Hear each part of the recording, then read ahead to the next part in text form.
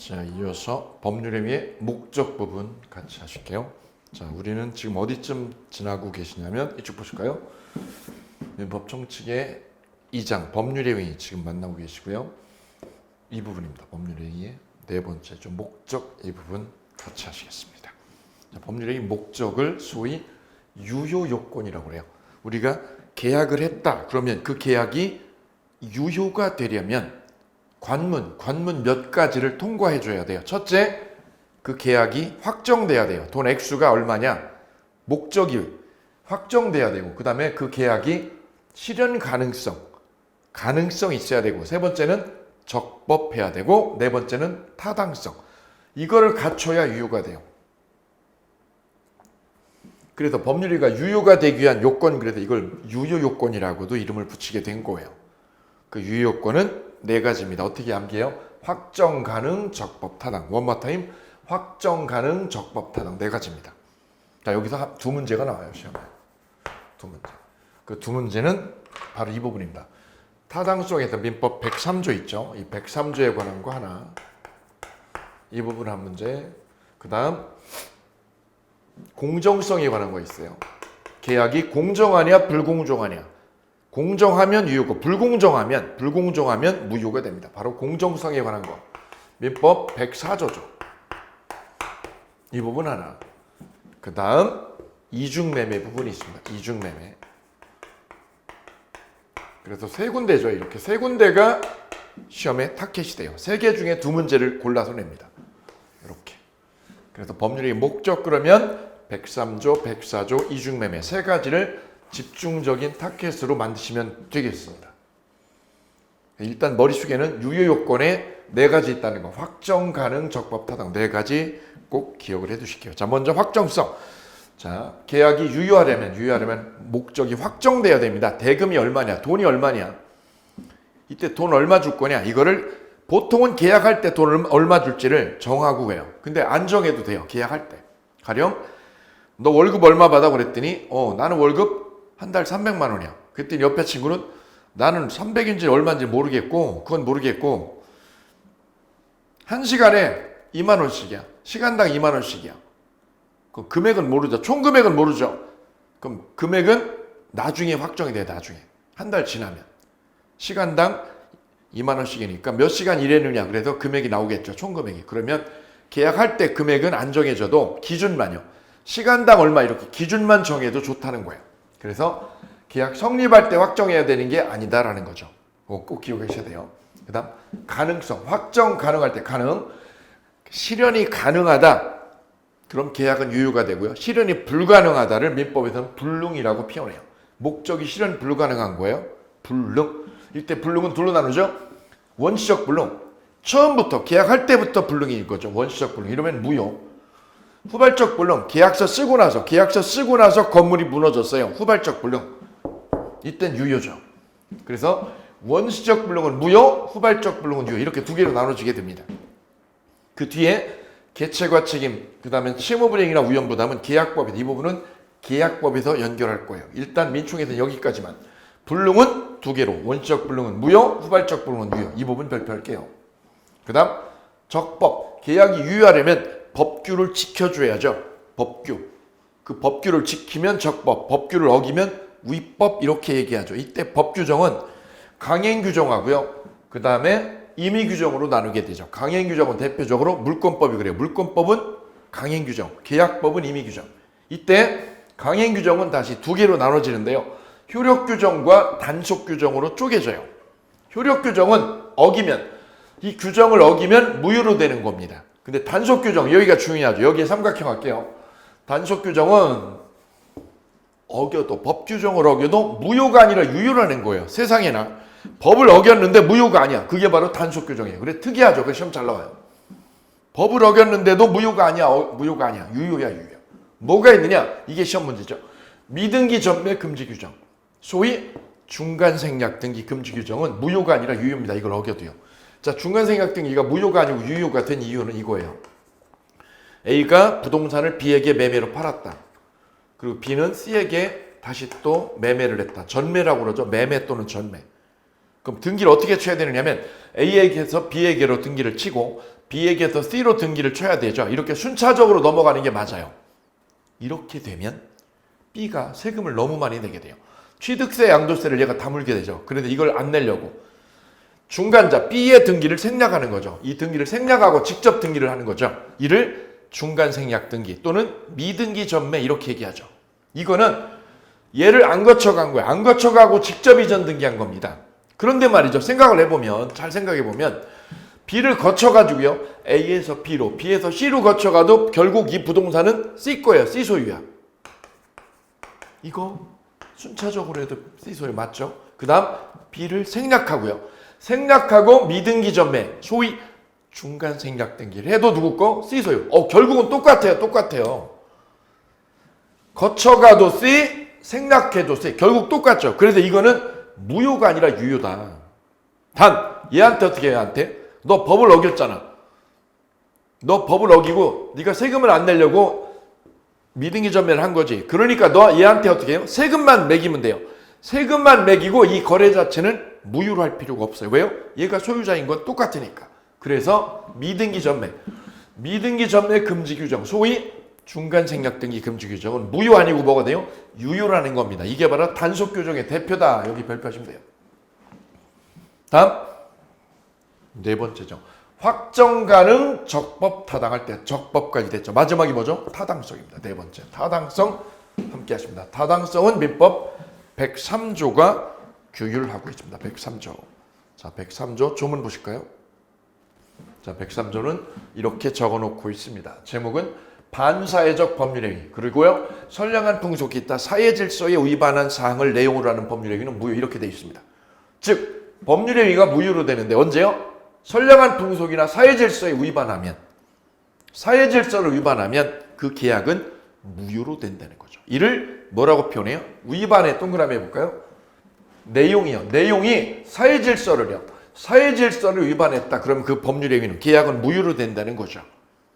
그래서 소위 반사회적 행위다라고 하는 거죠. 반사회적이라는 말은 무슨 뜻?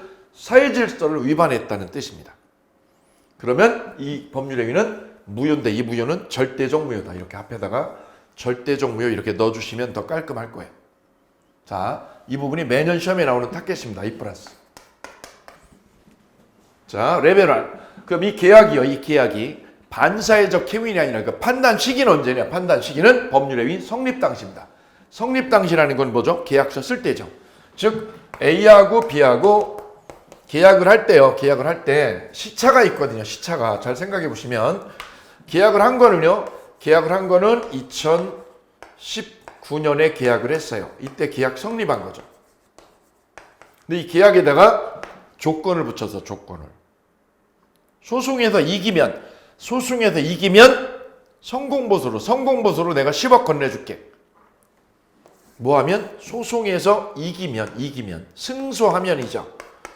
승소라는 뭐가요? 조건이 붙어 있잖아요. 그럼 이 계약은 체결이 된 건 2019년이 된 거고요. 그 계약이 효력이 생기게 되려면 언제요? 조건이 성취가 돼야죠. 승소가 돼야죠. 승소가.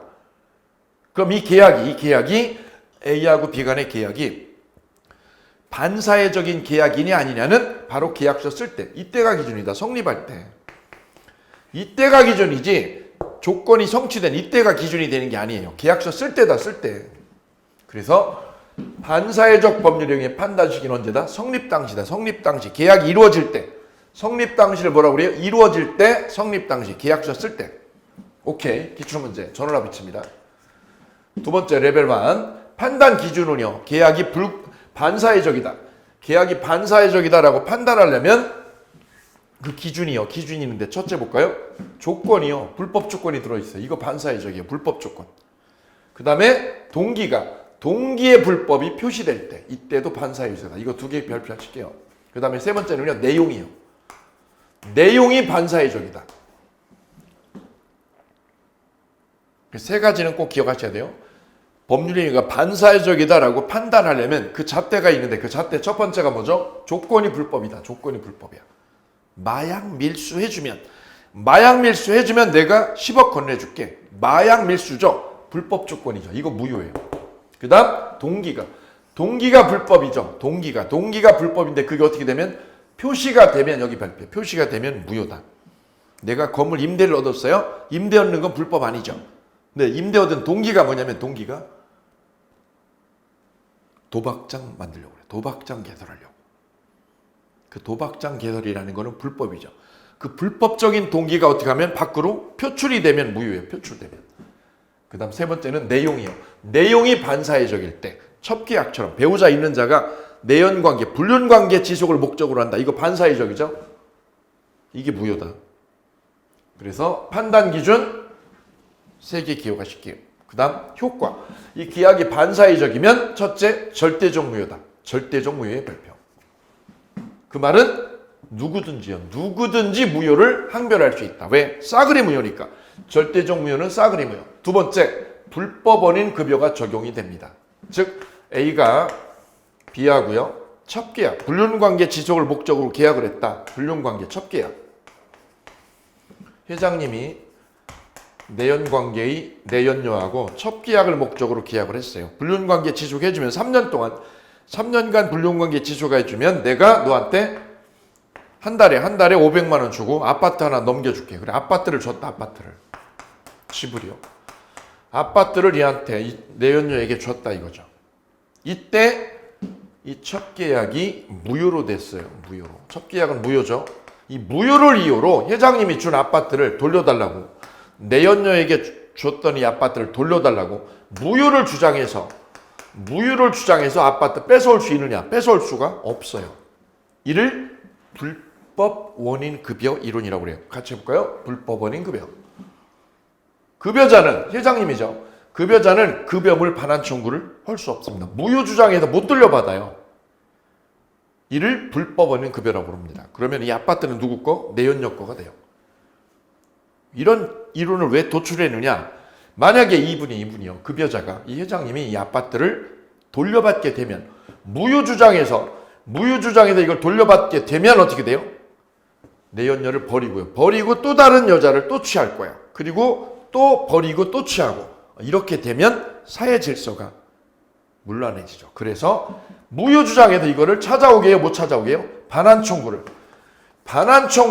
못하도록 만들어 놓은 거죠. 그게 바로 불법 원인 급여 이론입니다.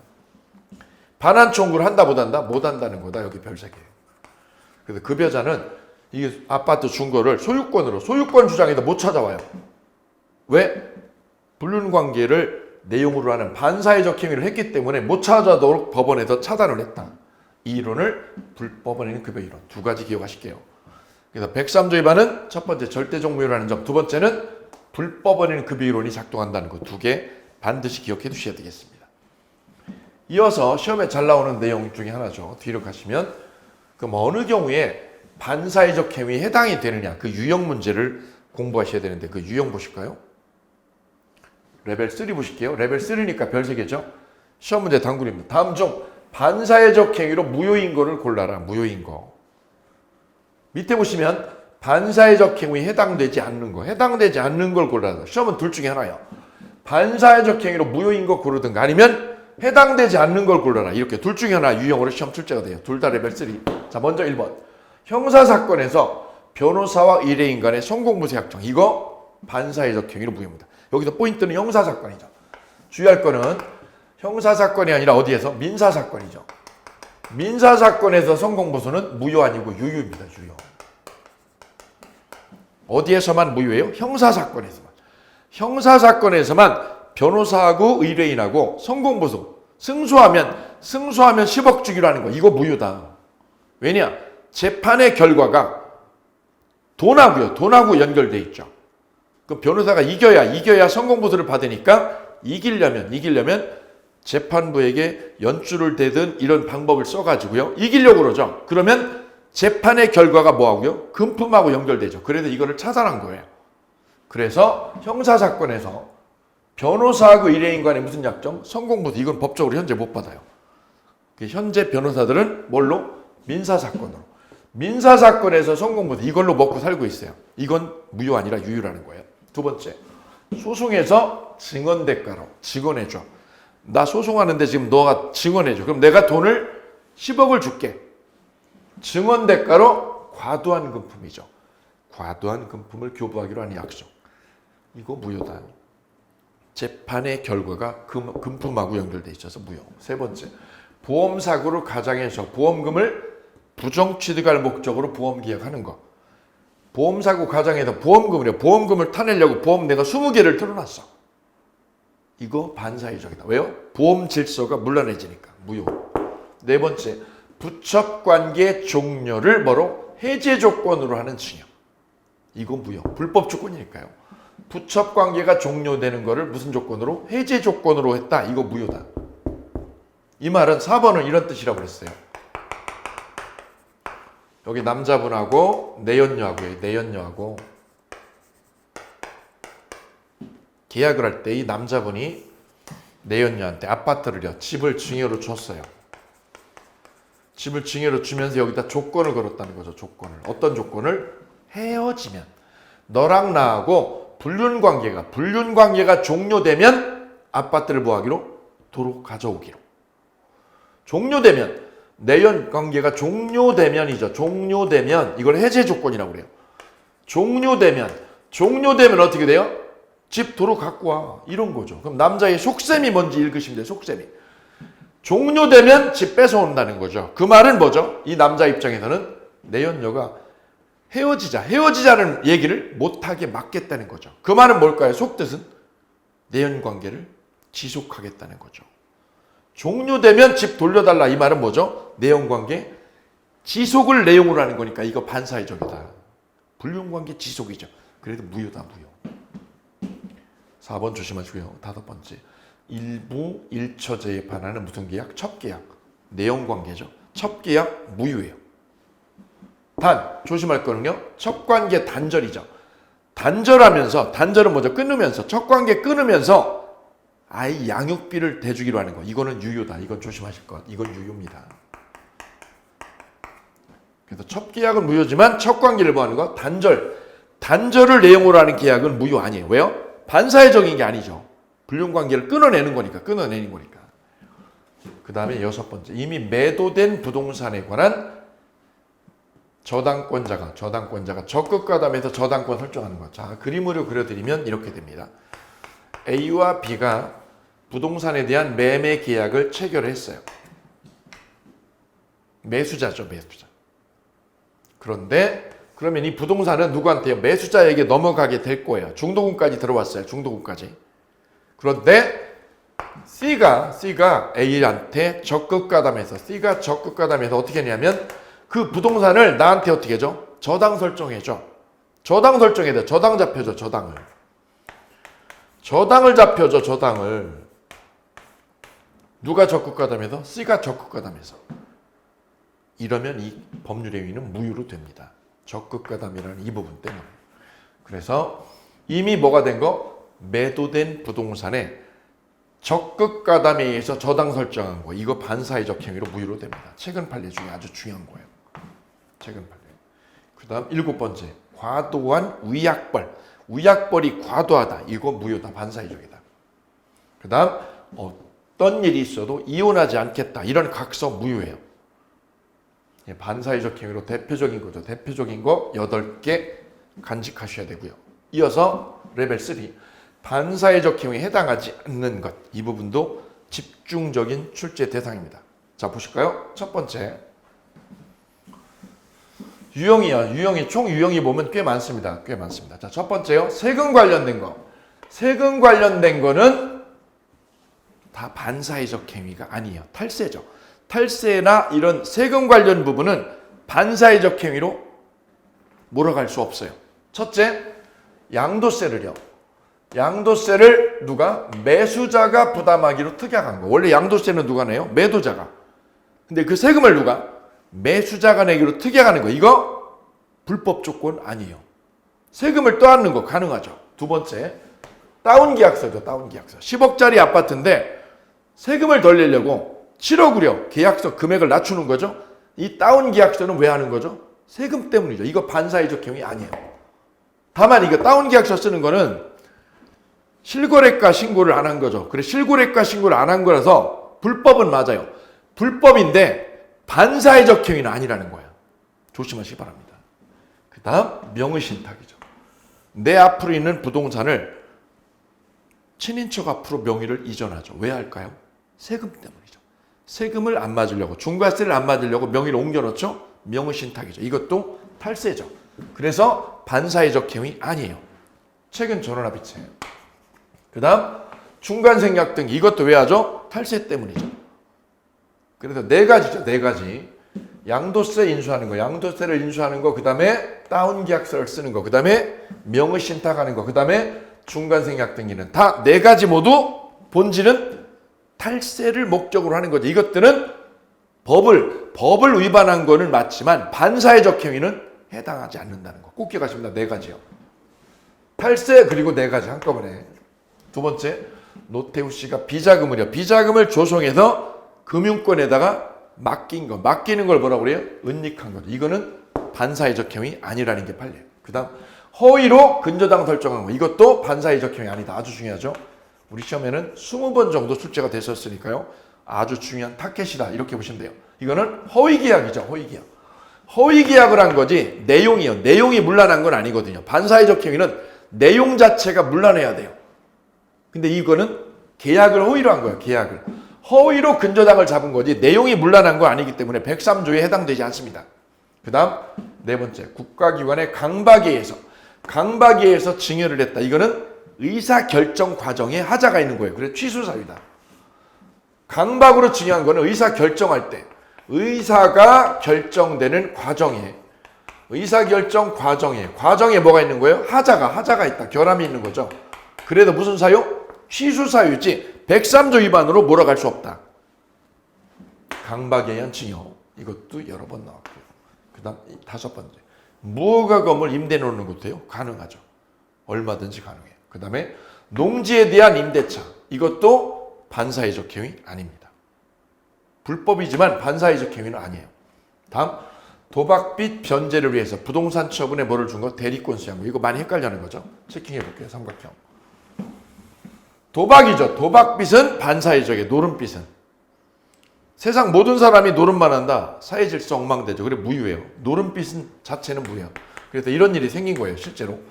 A하고 B하고 노름을 했어요. 그래서 A가 노름빚을 얘한테 1억을 빌렸습니다. 채무자, 이쪽 채권자. 노름으로 생긴 거니까 도박빚이죠. 도박빚. 그럼 이거는 법적으로 무효죠. 무효. 그럼 이 빚은 채무자가 갚아야 돼요? 안 갚아도 돼요? 채권 채무가 무효니까 이게. 근데 현실은 어떠냐면 무효니까 안 갚아도 되지만 현실은 안 갚으면은 맞아 죽죠. 맞아 죽습니다. 그죠? 예. 영화 타짜에 나오잖아요. 손 자른다 이런 얘기가 나오는 거죠. 그래서 채무자가 채권자한테 안 갚고는 못 살으니까 어떻게 한 거냐면 집을요. 내 집을 이 빚 갚으려고 어떻게 하는 거냐면 얘한테 처분해달라고 대리권을 줍니다. 집 뭐 해달라? 처분해 주세요. 처분해달라는 뭐를 줘요? 대리권을 위임해 줍니다. 대리권을 위임해요. 그럼 이거하고 별개죠. 노름빚 자체는 무효. 이건 무효 맞아요. 반사회적이니까. 근데 노름빚을 해결하기 위한 수단으로 뭐를 했다는 거죠? 집을 처분해달라고 이 사람한테 어떻게 했다? 채권자한테 대리권을 줬다. 대리권 주는 거는 이거하고 별개죠. 그래 이건 유효다 이거. 이건 무효 아니고 유효죠. 이걸 말하는 거예요. 도박빚 변제를 위해서 부동산 처분에 뭐를요? 대리권을 주는 거. 이거는 유효죠. 이거 무효 아니죠. 그래서 B한테 뭐가 생겼어요? 대리권이 생겼어. 그래서 B가 A가 살고 있는 집을 누구한테요? C에게 뭐 했다? 처분하게 됐다. 매각을 하게 됐다. 매각. 대리권을 위임받아서 이 집을 매각했죠. 그럼 이것도 무효, 유효? 유효. 왜? 권한 위임받아서 A 대신에 매각했으니까 이거 유효. 이것도 유효, 이것도 유효. 그래서 C 앞으로 등기가 이전됐어요. 등기 이전한 거. 유효, 무효? 유효. 유효. 뭐만 무효? 노름빚만 무효다. 그럼 이거는요. 노름빚을 뭐 하기로 하는 거? 대물 변제하기로 약속하는 거. 대물 변제하기로 뭐 하는 거? 약속하는 거. 이것도 무효, 유효? 노름이죠. 무효 이것도. 두 개 적습니다. 노름빚 무효. 노름빚 뭐 하기로? 대물 변제. 대물이 뭐죠? 집으로 부동산으로 대신 변제하기로 약속하는 거 무효다. 무효, 이건 무효. 근데 처분하라고요. 대리권 의무만 준 거 이건 무효 아닙니다. 조심할 것. 이 부분이 간평사에 아주 여러 번 출제가 되셨습니다. 그 다음에 7번째요. 반사회적인 동기가. 동기가 뭐한 거고? 표시되면 무효인데 표시 안 됐네요. 그러면 무효 아니죠. 표시되면 무효, 표시 안 되면 무효 아니죠. 이렇게. 그래서 반사회적 행위에 해당되지 않는 거. 1번 아주 유념하셔야죠. 세금 관련된 거 4개. 그 다음 비자금 사건, 허위 근저당 설정, 기타 등등입니다. 이렇게 7가지 끝내기 하시면 되시겠습니다. 그래서 반사회적 행위냐 아니냐 이 부분 계속해서 복습할 때 여러 번 읽어주시면 좋아요. 틈틈이 버스 안에서 아니면 커피숍에서 이렇게 펼쳐놓고요. 펼쳐놓고 읽는 거죠. 간단합니다. 아주. 이 책의 특장점이요. 내용이 아주 간결하게 압축 잘 되어 있어서 그냥 딱 보면 답 나와요. 튀어나와요. 한 페이지에 그죠? 12페이지에 딱 들어와 있죠. 몇 번만 읽어주면 내 거로 되겠습니다. 이어서 103조에 이어서 104조죠. 불공정한 법률행위 만나보시도록 하겠습니다. 계약이 불공정하다, 공정하지 않아. 이게 바로 민법 몇 조? 104조죠. 불공정한 법률행위라는 거죠. 자, 갑니다. 104조. 조문 볼까요? 당사자의 궁박, 경솔, 무경험이죠. 이를 주관적 요건. 궁박, 경솔, 무경험을 무슨 요건? 주관적 요건으로 인하여 현저히 뭐를 잃은 것? 현저히 공정을 잃은 것. 이를 객관적 요건. 객관적 요건하고 주관적 요건 두 개를 다 갖추면 법률행위는 무효. 이때 무효는 절대적 무효다. 이때 104조는요. 103조의 예시 규정이라고 그래요. 예시 규정. 103조의 무슨 규정? 예시. 구체적인 예다. 예. 이 타당성에 대한 예시 규정이다라는 거죠. 예시 규정이다. 자, 그래서 이게 무효로 되려면 어떤 요건 갖춰야 되냐? 요건 볼까요? 갑하고 을하고 땅 매매 계약이 됐는데 갑이 가지고 있는 이 땅이요. 땅이 시가 10억인데 을에게 2억에 계약을 했다. 2억에. 시가 10억짜리 땅인데 10억인데 세상 물정 모르는 갑이 2억에 매매 계약서 쓰고 웃고 있어. 그럼 을을 폭리자. 10억짜리 땅을 2억에 매매로 먹었으니까 폭리자. 갑은 피해자. 이렇게 정리합니다. 자, 이 계약이 무효로 처리가 되려면 첫째 객관적 요건, 주관적 요건 두 개 나누셔야죠. 객관적 요건, 급부, 준거. 갑이 준거, 땅. 반대급부, 돈. 급부와 반대급부가 현저히 불균형하죠. 그러면 객관적 요건이 충족이 된 건데 이때 현저한 불균형이냐? 이 기준은 뭐냐? 당사자의 주관적 가치가 아니라 무슨 가치로? 객관적 가치로 판단합니다. 여기 전원합의체. 주관적 가치냐 객관적 가치냐는 이거죠. 주관적이냐 객관적이냐. 주관적인 건 뭐죠? 이 사람의 관점이죠. 이 사람의 관점에 서는 거죠. 나의 관점. 나의 관점으로 나의 관점에 서가지고 판단하는 거를 주관적 관점이라고 그래요. 그럼 이 사람한테요. 피해자 이 사람한테 이게 현저히 불균형이야 아니야 라고 물으면 이분은 뭐라고 그럴까요? 내가 준거하고 받은 게 현저히 불균형이 아니야. 이걸 이보고 이 갑에게 판단하라고 그러면 뭐라고 그럴까요? 다 현저히 불균형이죠. 다 현저히 불균형이 돼요. 그러면 다 무효가 돼. 다 무효. 그래서 법은 주관적인 관념을 버리고 어디로? 객관적 관념. 바로 나의 관점이 아니라 뭐죠? 일반인이죠. 일반인의 관점으로 판단하는 거예요. 법학은 주관을 나의 관점을 깨고 어디로? 일반인의 사회 통념이죠. 객관적 관점으로 전환하는 거죠. 그래도 현저히 불균형이다. 급부와 반대급부가 불균형이야. 터무니없이 불균형이야. 그 기준은 객관적 가치라는 거 기억합니다. 객관적 가치. 법은 주관을 따지는 게 아니에요. 그 사람의 주관을 따지는 게 아니다. 객관적 가치로 따진다. 객관적 가치. 두 번째, 주관적 요건은 궁박, 경솔, 무경험. 이때 무경험은 특정 분야 경험 부족이 아니에요. 조심하셔야죠. 여기. 일반적인 경험 부족을 말합니다. 일반적 경험 부족은 뭐예요? 사회생활이죠. 사회생활을 했느냐 안 했느냐 이걸 따지는 거지 특정 분야 이걸 말하는 게 절대 아니라는 거 조심하시기 바랍니다. 이 두 가지죠. 객관적 요건과 주관적 요건. 이걸 갖추면 이제 요건론 끝났어요. 요건론. 이어서 레벨 2죠. 레벨 2. 대리인에 의해서 이 거래가 이루어졌다. 그러면 어떤 논의를 하나 더 해주셔야 되냐면 이런 논의가 또 하나 추가가 되어야 됩니다. A와 B가 이렇게 매매 계약이 체결될 때 이때 이 매매를 중간에 대리인이 꼈다. 여기 대리인이. 그러면 경솔, 무경험. 경솔이나 무경험이었는지는 누가 기준이냐? 이 대리인이 기준이에요. 대리인 기준으로 뭘 판단해요? 경솔, 무경험을 판단해요. 그래서 경무대죠. 경무대라고 암기법으로 이거 깨버립니다. 경무대. 시험에 아주 여러 번 나왔어요. 경솔, 무경험은 본인 기준이다. 틀렸죠. 본인이 아니라 누구? 대리인 기준. 그래서 경무대라고 암기해버립니다. 궁박은요. 궁박은 본인이 맞죠. 궁박이었다는 누가 기준? 본인이다. 본인. 근데 경솔, 무경험은 대리인. 경무대 사건이요. 그 다음 입증 문제 레벨 2. 급부하고요. A가 상대방에게 준 게 급부 땅. 땅을 주고 받은 거. 받은 거를 뭐라고 그러죠? 반대급부 돈. 급부와 반대급부 간의 불균형. 불균형을 A가 입증했어요. 이게 불균형이에요. 터무니없이요. 땅 주고 돈 받았는데 이게 터무니없어.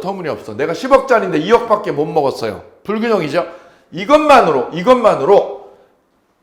궁박이나 무경험, 즉 주관적 요건은 인정받지 못해요. 그래서 주관적 요건을 입증해내야 돼요. 이게 어려워요. 불균형하다. 급부와 반대급부가 불균형하다. 이것만으로 궁박 무경험이 주관적 요건이죠. 주관적 요건이 추정된다고요? 안 된다고요? 추정되지 않아요. 추정해주지 않아요. 인정해주지 않아요. 여기 발표. 그럼 어떻게 해야지 돼요? 둘 다 입증해야 돼요. 객관적 요건과 객관적 요건, 불균형이라는 거죠. 급부하고 반대급부가 불균형이라는 것과 주관적 요건으로 궁박이나 무경험. 이것까지도 무효 주장자가 입증하고 증명해야 됩니다. 그러니 이것만으로 불균형만으로 급부하고 반대급부의 불균형만으로 궁박이었다, 무경험했다. 이걸 인정해줘야 안 해줘요? 인정해주지 않아요. 오케이. 그래서 요건론에 관한 부분이었고요. 이제 효과 부분이죠. 불공정한 법률행위 요건 충족이 되면, 즉 객관적 요건하고 주관적 요건 둘 다 입증을 해내면 무효로 되죠. 그 효과 부분입니다. 효과. 1. 절대적 무효로 취급돼서 첫째, 추인해도 유효로 되지 않아요. 절대적 무효니까. 두 번째, 제3자는 선의여도 소유권을 못 먹어요. A, B 간의 계약이 불공정한 계약이었다. 이 매매가. 그러면 B로부터 땅을 매수한 C가 제3자죠. 제3자가 뭐여도 선의여도 이 매매가 뭐라면 불공정 계약으로 무효면 절대적 무효죠. 절대적 무효로 되면 C가 제3자가 뭐여도 선의여도 이 무효는 싸그리 무효다. 싸그리. A, B 간에도 무효, B, C 간에도 무효. 그래서 C가 뭐여도 선의여도 소유권을 못 차지합니다. A가 소유권 뺏어올 수 있어요. 그래서 C는 선의3자죠. 선의3자가 소유권을 취득한다? 못한다? 여기 결론이죠. 이것도 기출. 다음 두 번째, 부재수합의도 무효다. 이 계약서에 이 매매 계약을 할 때 이렇게 계약을 했어요. 이 매매 계약 10억짜리 땅을 2억에. 그럼 이 매매 계약서에 끝부분에다가 이렇게 넣은 거죠. 끝부분에다가 당사자는 민형사상 소재기하지 않는다. 소재기한다? 안 한다? 라고 하는 거를 부재수합이라고 그래요. 근데 이 계약서가 뭘로 끝났어요? 불공정 계약으로 판명이 나서 무효로 됐죠. 무효로. 그러면 이 소재기하지 않기로 하는 부재수 합의도 계약서의 일부죠. 그래서 이것도 뭘로? 무효로 귀결이 됩니다. 오케이. 시험 문제. 당사자 간의 무슨 합의? 부재수 합의도 무효로 된다. 그 다음 세 번째. 불공정한 법률 행위도 무효행위 전환이죠. 무효행위 전환이 허용된다라는 거죠. 아주 중요합니다. 아주 중요하고 틀리기 쉽지요. 자, 그래서 알박기라고 이렇게 여기다 밑줄 그어두실게요. 알박기 사건. A와 B 간의 매매 계약이 진행이 되었고 이 땅은 재개발이 진행되는 땅이었어요. 그런데 A가 재개발 정보를 미리 입수를 해서 이 땅이요. 이 땅 한복판에다가 뭐를요? 알박기를 성공했어요. 알박기를. 그래서 3억에 이 땅을 3억에 A가 사놨어요. 그리고는 A는 쾌재를 불렀죠. 내가 드디어 성공을 했어. 3억에. 그랬더니 이 조합에선 재개발을 진행을 해야 되니까 이 땅 주인한테요. 매도인한테 가서 땅을 넘겨달라고 그랬어요. 그랬더니 A가 처음에는 5억을 불렀어. 5억을. 그러다가 점점 가격이 올라가지고 3억에 산 땅이요. 18억에 매매가 체결이 되었습니다. 왜요? 이쪽이 너무 궁하죠. 궁해요. 곤란해요. 빨리 진행이 안 되면 재개발이 진행이 안 되니까. 그래서 이쪽이 궁박한 사정이죠. 너무너무 궁박한 급박한 사정에 있으니까 이게 억울하지만 이거를 18억의 계약서에 도장을 찍어버렸어요. 그래서 이 계약은 급부하고 반대급부가 터무니없이 불균형하죠. 3억짜리를 18억이 계약했으니까 불공정하죠. 그리고 이분의 궁박도 있었죠. 그래서 이 계약은 무효로 됐어요. 이 계약은 무효로. 그런데 매도인도 조합도 무효로 끝나는 것을 원해요? 원하지 않아요. 금액을 어떻게 해서? 낮춰가지고. 이걸 낮은 금액으로요. 낮은 금액으로 어떻게 하죠? 전환을요. 전환을 시키는 게 차라리 서로 간의 의사에 부합한다는 거죠. 야, 이거 무효로 끝나는 게 좋아? 아니야, 우리 원하지 않아. 그럼 뭘로? 금액을 어떻게 해서? 낮춰서. 낮은 금액으로 무효행위를 어떻게 하자? 전환을 인정하자라는 거죠. 그래서 불공정한 법률행위도 뭐가 돼요? 무효행위 전환이 허용됩니다. 조심할 거는 추인은 안 돼요. 추인은 할 수 없지만 뭐는데요? 전환은 된다는 거죠. 여기 포인트 잡으셔야 돼요. 바로 이게 알박기죠. 알박기한 거 무효지만 금액 낮춰가지고요. 금액을 다운시켜가지고 유효로 전환을 인정한다는 게 판례 입장이다. 그 다음 네 번째. 폭리자 일방만 반환 청구를 할 수 없습니다. 여기서 불공정한 계약에서는 불법원인 제공한 놈, 그 사람만 못 돌려받습니다. 자, 이래서 불공정한 법률 행위가 간단하게 정리가 됐습니다. 요건론, 급부하고 반대급부가 불균형해야 되죠. 객관적 요건. 주관적 요건은 궁박, 경솔, 부경험 중에 한 가지. 이때 대리인이 끼면 경무대 사건 기억하시면 됩니다. 효과죠, 효과. 효과 부분 이 네 가지죠. 예, 여기가 집중적인 출제 대상입니다. 추가로 여기다 하나 적어두실 부분은 이겁니다. 증여에는 불공정한 법률이가 적용돼요? 적용 안 돼요? 왜요? 증여는 반대급부 없이 그냥 주는 거니까 불공정 계약이 될 수 없다. 그 다음 경매도요. 경매는 법원이 하는 거죠. 법원에 의해서 진행된 경매는 값이 점점 유찰이 되면 떨어지죠. 떨어져도 이거는 불공정 계약이 아니다. 두 가지 요것만 이렇게 써주시면 되겠습니다.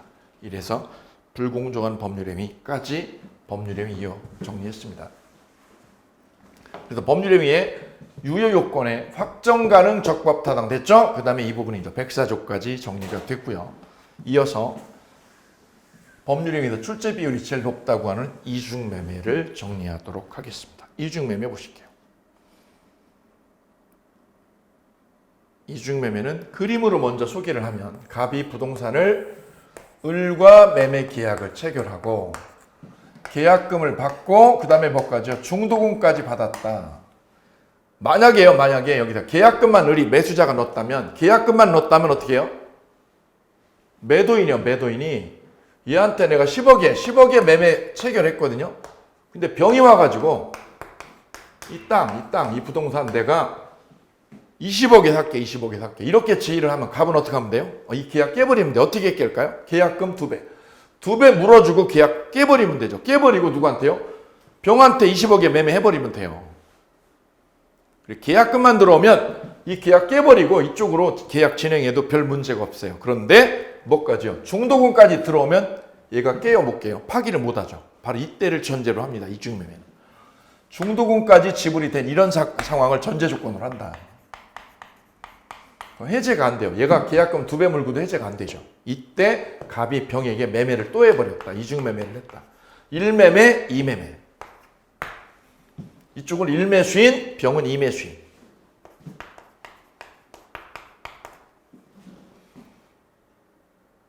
그럼 매매 자체는요. 매매는 언제 되는 거죠? 약속하는 거죠. 약속하는 거니까 이중매매도 불법이 아니라 유효해요. 원래는 가능해요. 유효해요. 이때 2매수인이요. 나중에 산 사람이죠. 나중에 산 병이 20억에 계약하자고 그랬어요. 20억에. 이미 갑하고라고 매매가 진행된 걸 병이 알아요? 몰라요? 알았다. 알았다를 뭐라고 그래요? 악이죠. 악이어도 이중매매는 유효입니다. 유효. 악이어도. 이때 병 앞으로 등기를 넘겼다. 왜? 비싸게 주니까. 땅값을 비싸게 주니까 병에게 등기를 쳤다 이거죠. 소유권 이전해버렸다. 소유권 이전 등기를. 그러면 이거는 누구 거예요? 병소유돼요. 병소유. 병소유되고 끝나는 거예요. 등기 친 병 앞으로 소유권 가져가면 끝이에요. 병소유예요. 그럼 을은요. 을은 얘한테 손해배상. 땅값 변상해달라고 손해배상 요구하고 끝입니다. 근데 악의가 아니라 병이 뭐하면 적극가담하면.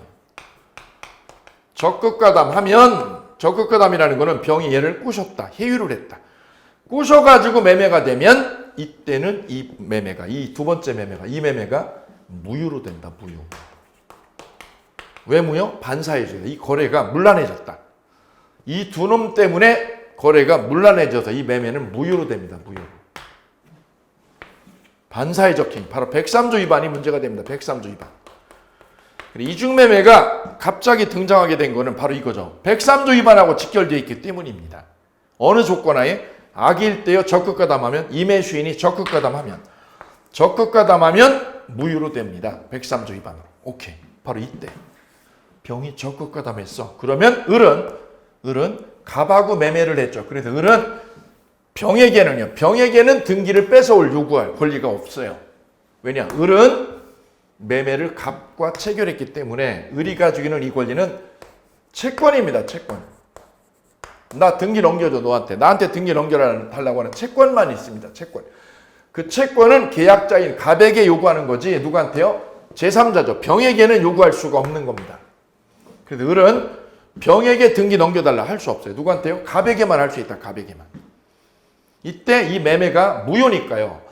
병이 적극가담하면 이게 뭐가 된다고 그랬죠? 무효라고 그랬죠. 왜 무효? 103조 위반으로 반사회적 행위로 무효죠. 그러면 이 등기는 말소될 운명이다. 이 등기는 꼭 기억하십니다. 무슨 운명? 말소 운명이야. 말소될 운명. 왜 말소돼야 돼? 무효니까 말소돼야 될 거 아니야. 너를 법이 보호 안 해줘 임마. 그럼 이걸 어떻게 말소하느냐? 을이 직접 말소를 못합니다. 왜요? 채권자에 불과하기 때문에. 그래서 갑을 대위해서 이 등기를 말소할 수 있다. 오케이.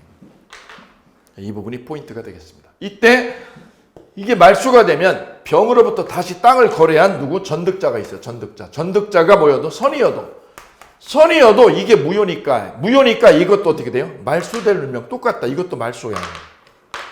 너도 말소되는 거야. 왜? 이게 말소되니까 병으로부터 거래한 너도 말소되는 거지. 얘가 뭐여도 선이어도 소유권 못 먹어요. 얘도 선이어도 소유권을 못 먹어요. 유효 주장을 못 한다는 거다. 유효 주장을 못 해 너. 왜 못해? 이게 말소되니까 너도 말소돼야지. 결론 적극가담하면 이것도 무효 말소되고 이것도 무효 말소될 운명이다. 그래서 얘가 일매수인이 소유권 차지하게 돼요. 어떻게 차지해요? 직접이 아니라 대위에서 이거 말소해버리고 갑으로부터 등기 뺏어가면 됩니다. 오케이. 자 그러면 하나씩 읽어가면서 끝내기 하겠습니다. 자 보실까요? 첫째, 임의수인이 뭐라면 악의면 이중매매는 유효하므로 먼저 소유권 등기를 경유한 누가? 임의수인이 소유권을 취득하고 끝입니다. 먼저 등기했다. 병거가 되는 거예요. 악의면. 근데 문제는 임의수인이 뭐 했다면? 적극가담했다. 이 적극가담에다가 별표하시면 되겠죠. 적극가담하면 이 매매는 뭐예요? 반사회적 행위로 무효죠. 몇 조 위반? 103조 위반으로.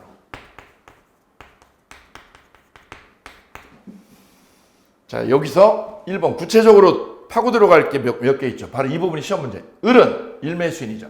갑에게 매도인에게 이행불능으로 최고 없이 계약을 파기할 수 있습니다. 이 계약을 해지할 수 있어요. 이 계약 파기해버리고 얘한테 뭘 청구하게 돼요? 손해배상 청구하는데 이 손해배상은 뭐냐? 땅 줘, 땅 너. 나한테 땅 줘야지. 땅이 누구한테가 있어요? 병영이가 있죠. 그래서 땅 대신에 뭘요? 돈으로 달라고.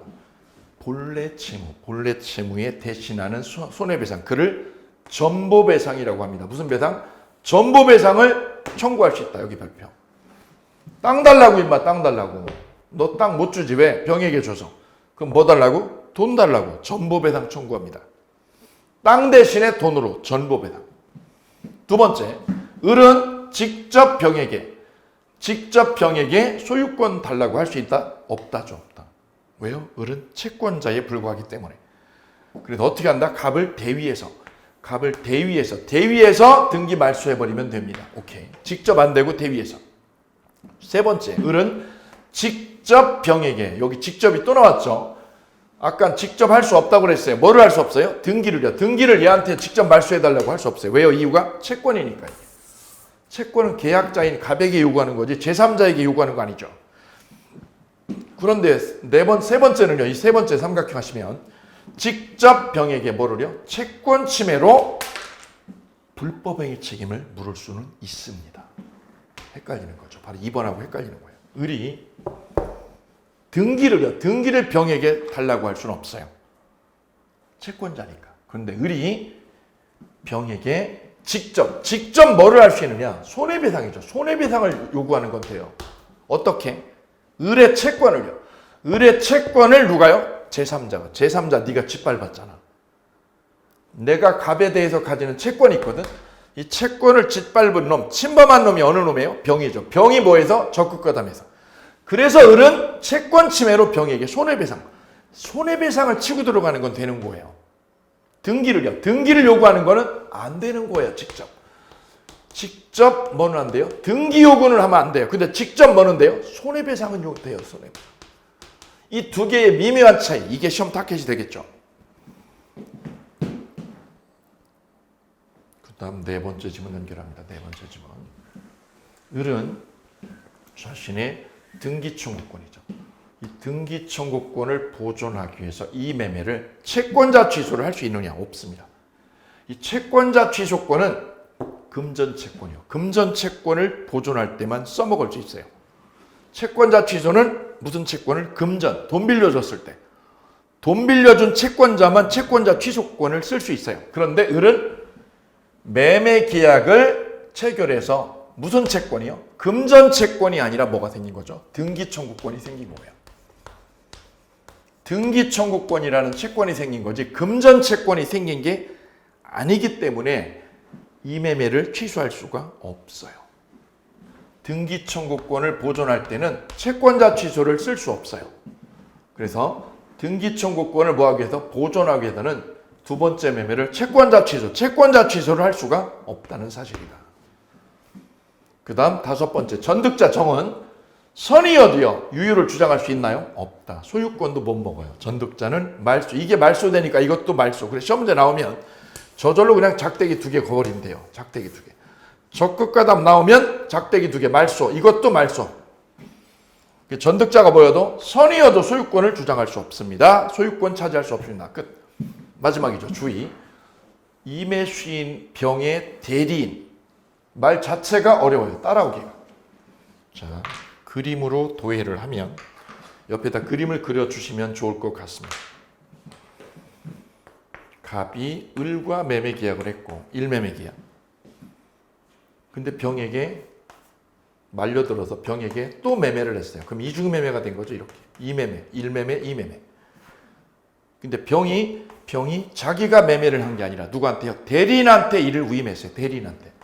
대리인 A한테 이를 위임했어요. 그럼 여기가 뭐가 되죠? 대리인이 되죠. 대리인. 근데 여기서 일이 꼬인 거는 여기부터입니다.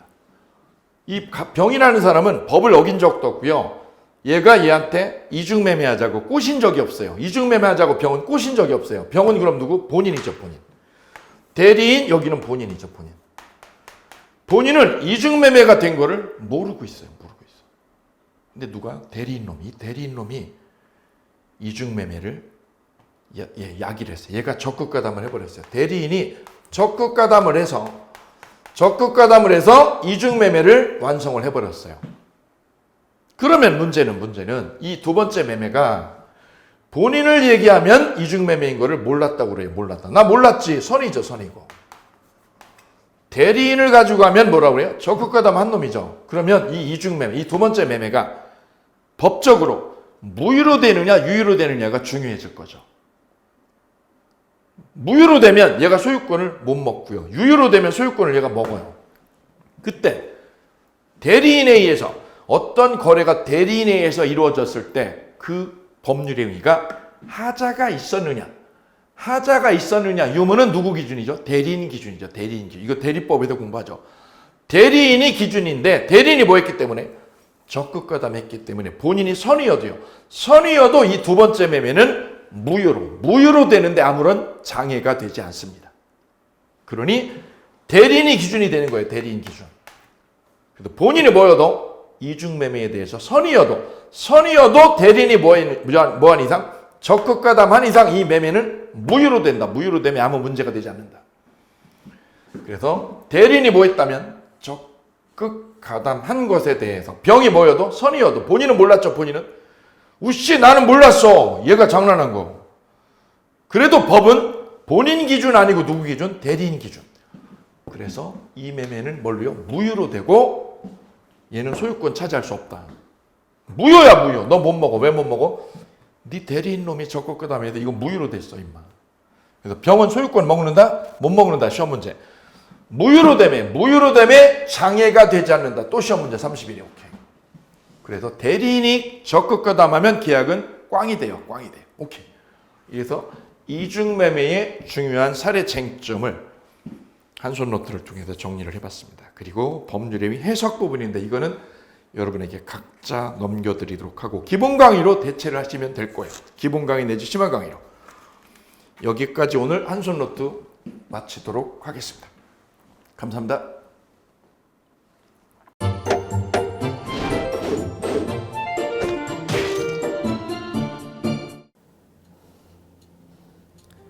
안녕하세요. 부동산 공법을 강의하는 고상철입니다. 자, 제가 이번 시간에 말씀드릴 건 뭐냐면 공인중개사를 여러분이 공부하시다 보면은 여러 가지 자료들, 뭐 OX 문제라든지 어떤 요약된 집약된 자료, 뭐 PPT 자료 이런 것들이 많은데 그 일일이 출력하다 보면 여러분들이 보관하고 하는데 불편함이 있어서 그런 것들을 좀 약간 또 해소도 하기 위해서 또 다른 사람들하고 커뮤니티도 뭐 할 수 있기 때문에 저희는 네이버 밴드라는 어플을 좀 활용할 건데요.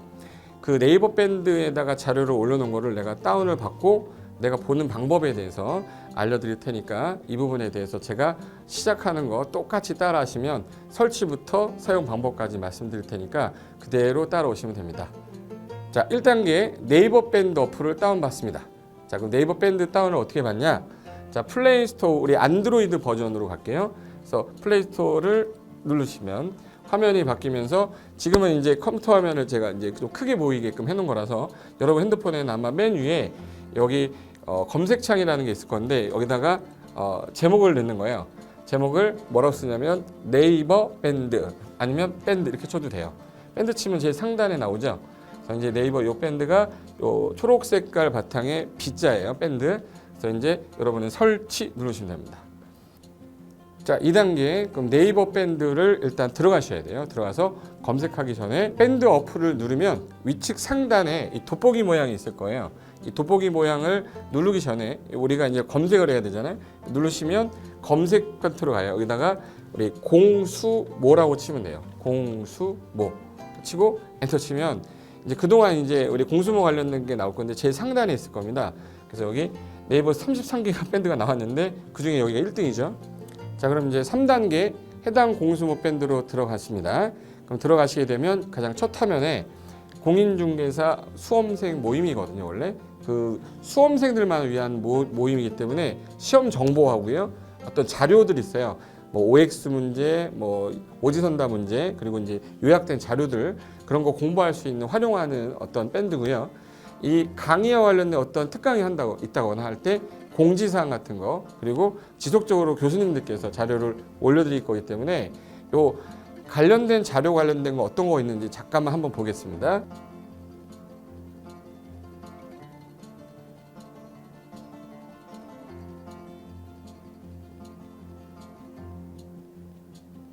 자, 그러면 4단계로 갈게요. 또 다른 꿀팁 하나 말씀드리겠습니다.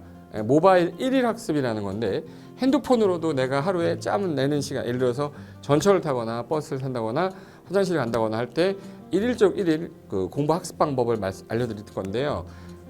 메인 화면에서 위로 좀 올라가면은 모바일 1일 학습이라고 나올 거예요. 여기 있습니다. 모바일 1일 학습이라고 해서 시험 과목에 따른 문제가 나올 거예요. 그러면 여기를 올리시면은 여러분이 이제 그 시간 안에 이 문제에 대한 것을 읽어본 다음에 여기서 정답과 해설은 바로 보여지면 이거는 암기가 돼버리기 때문에 정답 해설은 맨 밑에 안 보이게 숨겨놨어요. 그래서 현재 밑으로 쭉 내리면 인지에 가서 쭉 내리면 요때 답이 나와요. 댓글이라는 게 있어요. 내가 쓴 거는 내가 확인할 수 있잖아요. 그래서 요 댓글 표시 보시면은 이런 거는 표정 좋아요 한번 눌러주는 거예요. 예. 그럼 여기서 내가 좋아요 그러면서 뭐 선생님 사랑해요 해도 되고 예. 좋아요 이런 거 눌러주신 다음에 그 다음에 밑으로 가면 이제 댓글을 쓸 수 있어요. 그래서 정말 궁금한 부분에 대해서 댓글 남겨주시면 확인이 되는 경우에 바로 답글을 올릴 수 있게끔 실시간으로 할 수 있을 것 같습니다. 자, 지금까지 과정과 같이 공수모 밴드예요. 공인중개사 수험생 모임 밴드를 줄여서 우리 공수모 밴드라고 하는데 이렇게 가입하시면 여러 가지 자료들 업데이트되는 거 개정되는 부분 신속하게 받아들일 수 있기 때문에 아마 여러분 학습하는데 도움이 많이 될 겁니다. 그래서 꼭 가입하셔서 좋은 자료도 받고 매일매일 학습하시면서 도움 되셨으면 좋겠고요. 자, 여러분의 합격을 진심으로 기원하겠습니다.